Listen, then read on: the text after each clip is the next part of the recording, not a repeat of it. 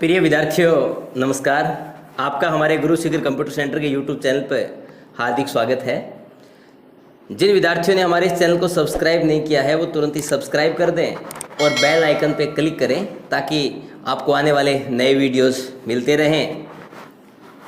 और हम halogen derivative chapter के अंदर एल्किल हैलाइड्स के फॉर्मेशन के मेथड पढ़ रहे थे।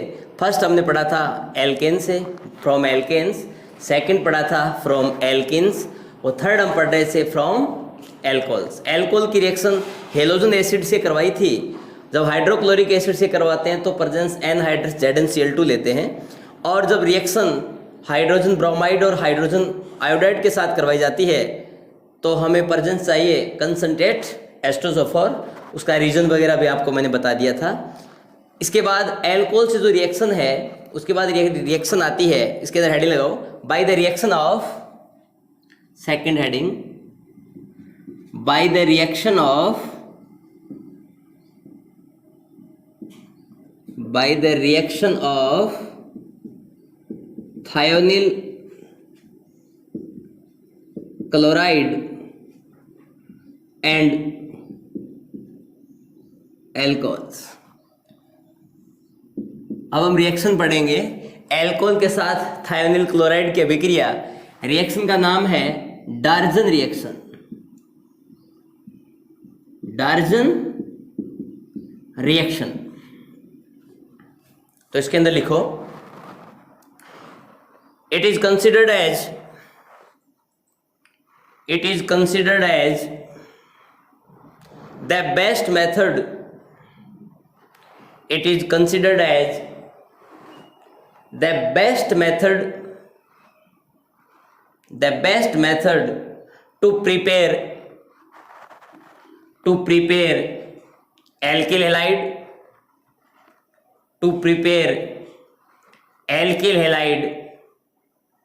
from alcohols, because SO2 and HCl,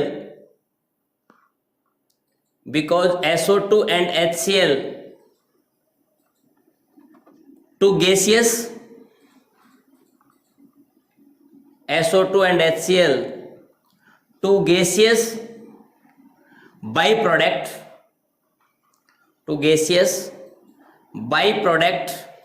are obtained with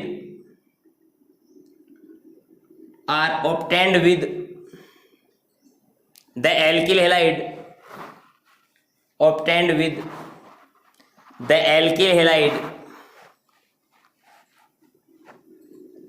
SO2 gas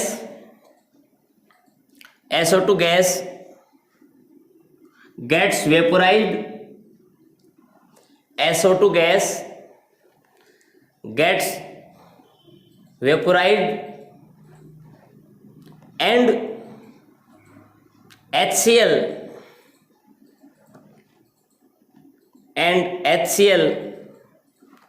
absorbed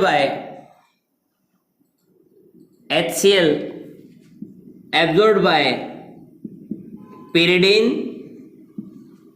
इसका फॉर्मूला होता है C5H5N, and HCl absorbed by pyridine. Therefore alkyl halide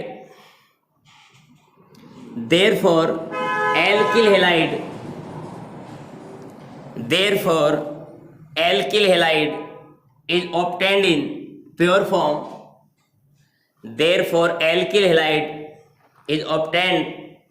form.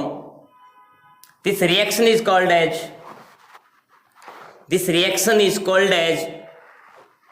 Darjan reaction.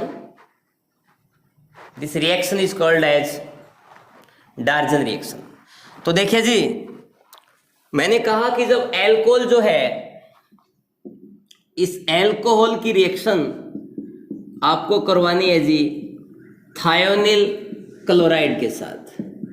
जब एल्कोहल की रिएक्शन थायोनिल क्लोराइड के साथ करवाई जाती है तो इस रिएक्शन में प्रेजेंस चाहिए जी pyridine की, और प्रोडक्ट जो मिलेंगे वो RCl, SO2 एंड HCl। तो देखिएगा, जब एल्कोहल की रिएक्शन थायोनिल क्लोराइड के साथ pyridine की उपस्थिति में करवाई जाती है तो एल्किल हैलाइड तो बनता ही बनता है, एल्किल हैलाइड के साथ सल्फर डाइऑक्साइड और हाइड्रोक्लोरिक एसिड भी बनता है। सल्फर डाइऑक्साइड गैस होता है, इसलिए ये चला जाता है इन्वायरमेंट के अंदर, रिमूव हो जाता है।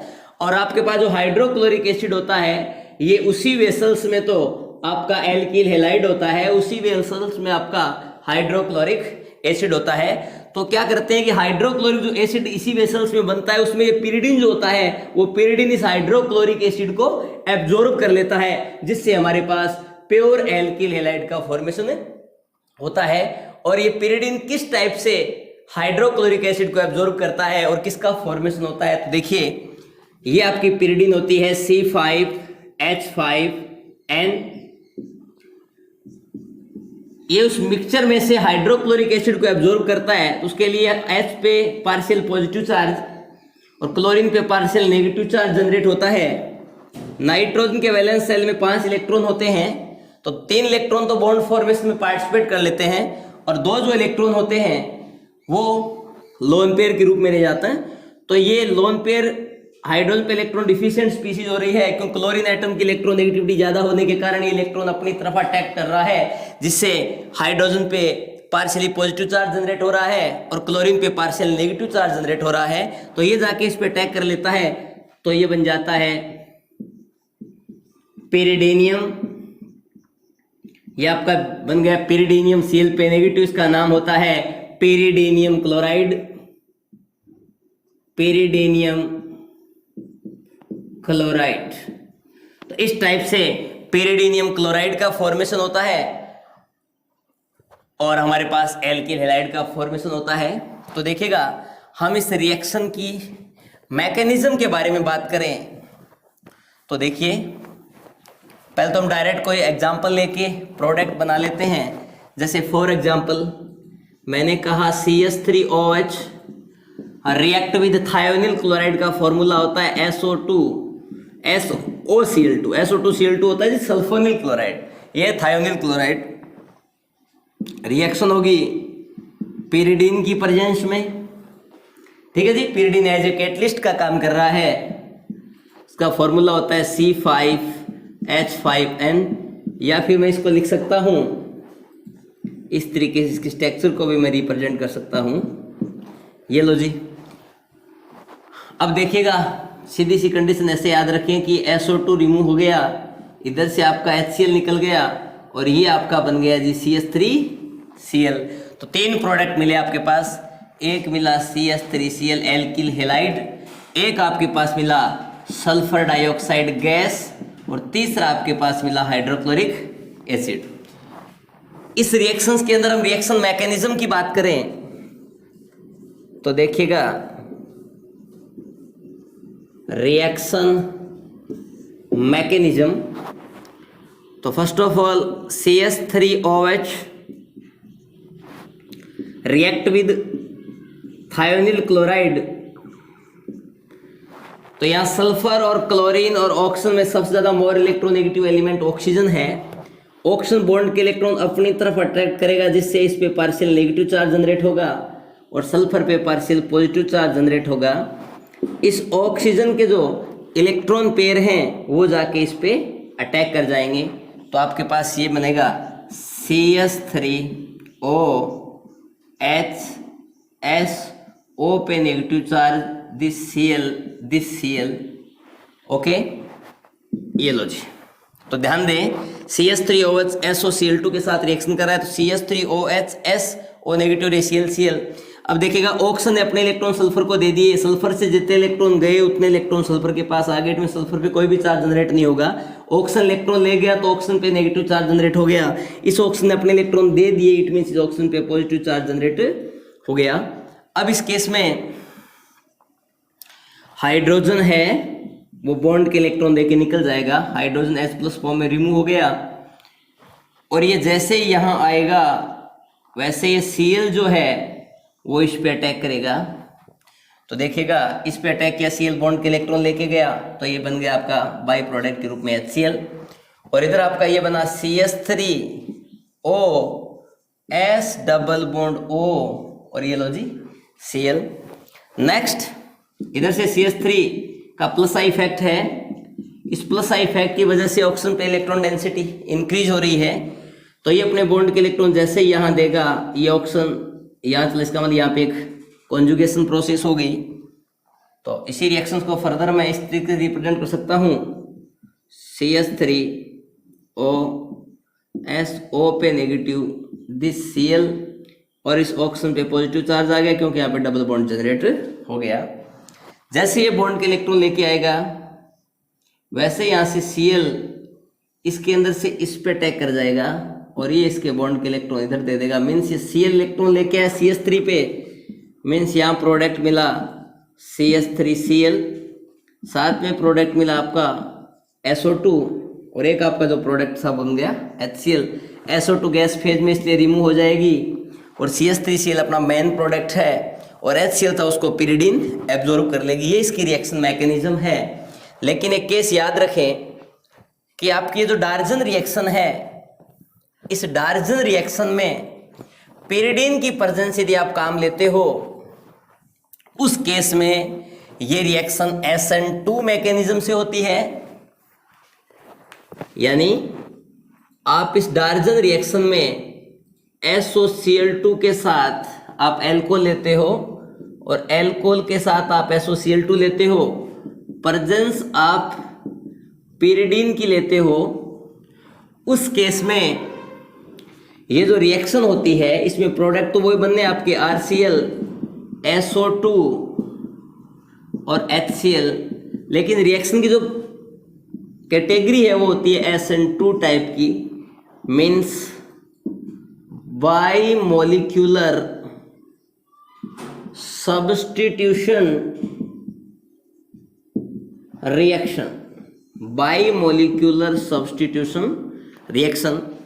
इसी रिएक्शन में यदि प्रेजेंस चेंज कर दें SOCl2 और ये रिएक्शन करवा दें tetrahydrofuran and diethyl ether means ET2O, इसको हम लिख सकते हैं C2H5OC2H5। तो प्रोडक्ट तो खैर वही बनने हैं RCl प्लस SO2 और प्लस HCl, लेकिन ये जो रिएक्शन होती है वो होती है SNI मैकेनिज्म से। इसको बोलते हैं जी intramolecular substitution reaction. Intramolecular substitution reaction very very important reaction. ध्यान दीजिएगा कि डार्जन रिएक्शंस के अंदर alcohol react with SOCl2, presence of pyridine gives product alkyl chloride, sulphur dioxide and HCl। This reaction is known as SN2 reaction means bimolecular nucleophilic substitution reaction, यानी द्विअणुक नाभिक स्नेही प्रतिस्थापन अभिक्रिया। नेक्स्ट जो reaction है alcohol react with SOCl2, presence of tetrahydrofuran and diethyl ether gives product alkyl chloride, sulphur dioxide and hydrochloric acid. This reaction is known as intramolecular substitution reaction, यानी अंतः अणुक नाभिक स्नेही प्रतिस्थापन अभिक्रिया। प्रेजेंस चेंज करते ही reaction का नाम ही change हो जाता है। लेकिन ये जो रिएक्शन दी हुई थी ये दी हुई थी डार्जन नाम के साइंटिस्ट के द्वारा, इसलिए इस रिएक्शन को हम कहते हैं डार्जन रिएक्शन। तो ये जो आपकी डार्जन रिएक्शन है इसमें एक इंपॉर्टेंट बात ये भी है याद रखने वाली। जनरली केस में आपको मैं सीधा एक सिस्टम बताता हूं जिससे आप डायरेक्ट ट्रिक से किस टाइप से इस टाइप की जो रिएक्शन है उनको कर सकते हैं। तो ध्यान दीजिएगा, जैसे मान लीजिए आपको दे दिया CH3OH, आपको अच्छी तरह पता है कि रिएक्शन आपको SOCl2 से करवानी है, तो आप ऐसे लिखो S double bond O Cl और Cl। प्रेजेंस आपको काम में लेनी है किसकी जी, पिरिडीन की, तो यहाँ आप लिख दो जी पिरिडीन। तो सीधा सा जुगाड़ है, HCl निकल गया, इधर आपका CH3Cl और ये आपका बन गया जी SO2, मीन्स प्रोडक्ट मिले CH3Cl plus SO2 plus HCl। दुनिया का कोई भी एग्जाम्पल हो आप सीधा भी इस तरीके से भी रिप्रेजेंट कर सकते हो। तो ये सीधा आपका ट्रिक भी है इस रिएक्शन को याद रखने का। लेकिन ध्यान रखें इस रिएक्शन में हमने CH3Cl, जैसे यहाँ पे CH3 है उससे CH3Cl, जो भी यहाँ पे एल्किल ग्रुप यूज करोगे तो आप पास CH3Cl CH3 जो भी आप यहाँ कोई सा भी एल्किल ग्रुप यूज करोगे वो एल्किल ग्रुप यहाँ पे आ जाएगा। इट मीन्स इस रिएक्शन में आपके पास बनता है RH।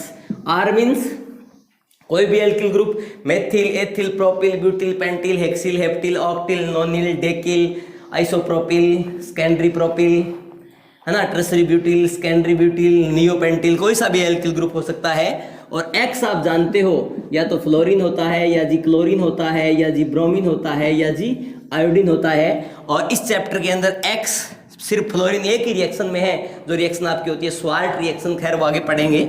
और X क्लोरीन, ब्रोमीन और आयोडीन जनरली होते हैं। लेकिन इस रिएक्शन के द्वारा आप कभी भी, जैसे इस रिएक्शन से RCl का फॉर्मेशन आप कर सकते हो, लेकिन इसी रिएक्शन से आप RBr एंड RI का फॉर्मेशन नहीं कर सकते।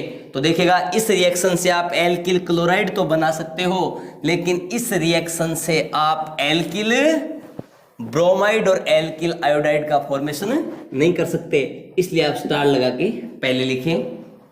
इसमें लिखो alkyl bromide and alkyl iodide, alkyl bromide and alkyl iodide, alkyl bromide and alkyl iodide, alkyl bromide and alkyl iodide cannot be prepared by,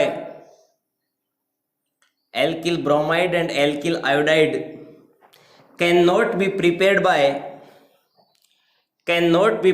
by this reaction, cannot be prepared by this reaction because thionyl bromide, because thionyl bromide is unstable at room temperature,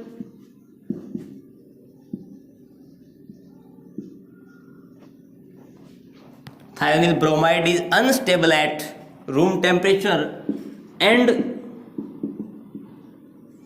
thionyl iodide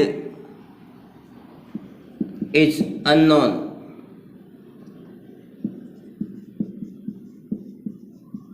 तो मैंने क्या कहा, ये जो आपकी diversion reaction है इससे आप एल्किल क्लोराइड का फॉर्मेशन तो कर सकते हो, लेकिन आप एल्किल ब्रोमाइड और एल्किल आयोडाइड का फॉर्मेशन नहीं कर सकते, क्योंकि SOBr2 जो होता है वो तो रूम टेम्परेचर पे अनस्टेबल होता है, यानी अस्थायी होता है। और आपका एल्किल जो आयोडाइड होता है वो अननोन है, मीन्स मैं कह सकता हूं कि ये अभी तक ज्ञात ही नहीं है। तो देखिएगा यदि आपको RBr का फॉर्मेशन करना हो और RI का फॉर्मेशन करना हो तो आपको इस रिएक्शन में ऐसा ही करना होगा कि आप रिएक्शन क्या कराओगे, एल्कोहल लोगे, इसकी रिएक्शन जब आप करवाओगे SOBr2 प्रेजेंस हो वही आपकी पिरिडीन, तो आपका प्रोडक्ट ये आता RBr SO2 एंड HBr।